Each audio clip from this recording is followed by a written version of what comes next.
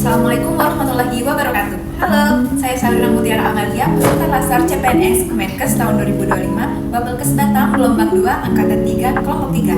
Nah, sebelumnya saya sudah membahas mengenai pengalaman penerapan nilai-nilai berakhlak dalam pembelajaran sinkronus dan asinkronus di Learning Journal ke-1, agenda 2 yang sudah di-upload kemarin. Di Learning Journal kali ini, saya akan membahas mengenai pentingnya penerapan nilai berakhlak dalam proses belajar, baik secara sinkronus dan asinkronus. Kenapa nilai-nilai berakhlak penting dalam pembelajaran sinkronus dan asinkronus? Kita bahas satu persatu ya. Nilai yang pertama yaitu berorientasi pada pelayanan. Tentunya ini merupakan penerapan yang penting karena dengan gembira dan membangun hal yang positif dapat membuat peserta Lasar merasa diperhatikan, dihargai, membangun kepercayaan dalam proses belajar. Salah satu penerapan yang penting juga karena dapat membantu peserta tetap bisa belajar mandiri dengan nyaman dan dipermudah aksesnya meski tanpa interaksi langsung sehingga target pembelajaran tetap tercapai. Nilai yang kedua yaitu akuntabel.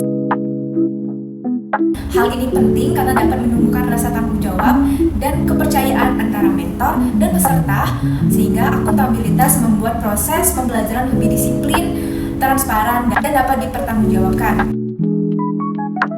Ini masih saling berkaitan dengan sebelumnya agar dapat melatih siswa untuk mandiri dan disiplin meski tanpa pengawasan langsung. Akuntabilitas juga memastikan hasil belajar benar-benar mencerminkan kemampuan asli siswa. Nilai yang ketiga yaitu kompeten. Hal ini sangat penting karena kompetensi yang ditunjukkan dalam sinkronus akan meningkatkan kepercayaan diri dan kualitas diskusi. Hal ini penting karena mendorong peserta menjadi pembelajar mandiri yang terus mengasah kemampuan sehingga hasil belajar bisa lebih tahan lama atau long term learning. Nilai yang keempat yaitu harmoni. Dua hal tersebut sama-sama penting guna untuk menciptakan suasana belajar yang nyaman, saling mendukung dan kondusif. Nilai yang kelima yaitu loyal. Hal ini penting karena menunjukkan komitmen dan kesetiaan terhadap proses belajaran yang sedang dijalani, sehingga target pembelajaran dapat dicapai bersama-sama dengan disiplin dan konsisten.